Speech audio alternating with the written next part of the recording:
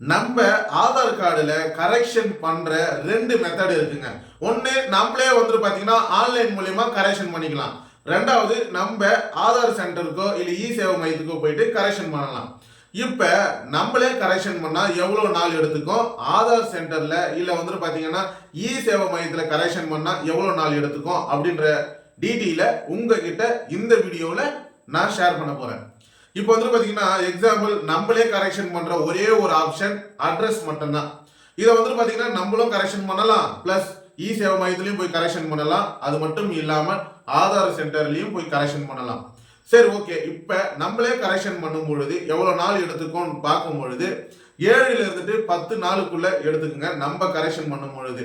அதுவே பாத்தீங்கன்னா இ சேவை மையம் இல்ல பாத்தீங்கன்னா ஆதார் சென்டர்ல நீங்க எந்த கரெக்ஷன் பண்ணாலும் அவங்க பாத்தீங்கன்னா 10 நாள்ல இருந்துட்டு 15 நாளுக்குள்ள எடுத்துக்குது. ஆனா நான் பாத்தீங்கன்னா நானே கரெக்ஷன் பண்ணும் பொழுது என்னோட ஆதார் கார்டுல அட்ரஸை கரெக்ஷன் பண்ணும் பொழுது எனக்கு ஒரு 9 நாளுக்குள்ளே அப்டேட் ஆகி என்னோட அதாவது ஆதார்ல லிங்க் பண்ணிருக்க மொபைல் மூலியமா எஸ்எம்எஸ் வந்துடுது.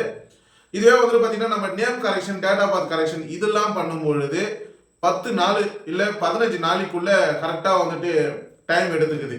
15 நாளுக்குள்ளே பாத்தீங்கன்னா கரெக்ஷன் ஆகுது. ஒரு சில பேருக்கு 10 நாள்லயும் ஆகலாம், ஒரு சில பேருக்கு பாத்தீங்கன்னா 8 நாள்ல கூட ஆகலாம்.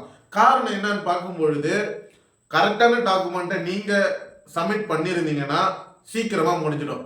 ஒரு சில பேருக்கு பாத்தீங்கன்னா ஒரு டவுட் இருக்குதுங்க. நான் ஆதார் கார்டில் ஏதோ ஒரு கரெக்ஷன் பண்ணியிருக்கேன். ஆதார் கார்டில் ஒரு சில பேருக்கு 2 நாள்ல ரிஜெக்ட் ஆகுது.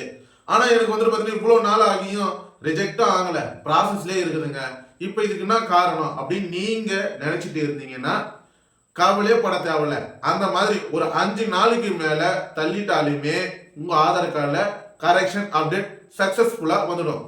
அதுவே 2-3 நாள்ல கரெக்ஷன் அப்டேட் ஆகாம ரிஜெக்ட் ஆயிடுச்சுன்னா நீங்க சரியான டாக்குமெண்ட்டை ஆதார் கார்டுல நீங்க சப்மிட் பண்ணலன்னு அர்த்தம்.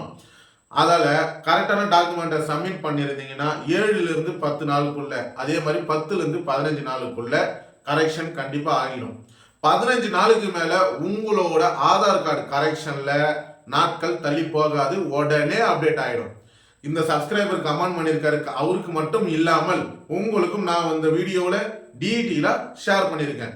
அப்ப இந்த வீடியோவை பார்த்துட்டு ரொம்ப ரொம்ப யூஸ்ஃபுல்லா இருக்குன்னு நினைக்கிறேன் நானு. அப்ப நீங்க மறக்காம சப்ஸ்கிரைப் பண்ணிடுங்க. உங்க ஃப்ரெண்ட்ஸ் அண்ட் ஃபேமிலிக்கு இந்த வீடியோவை ஷேர் பண்ணி விடுங்க, அவங்களும் தெரிஞ்சுக்கிட்டோம். அதுக்கு மட்டும் இல்லாம இந்த வீடியோல நான் ஒரே ஒரு விஷயம் மட்டும் கேட்டுக்கிறேன், என்ன மன்னிச்சிடுங்க.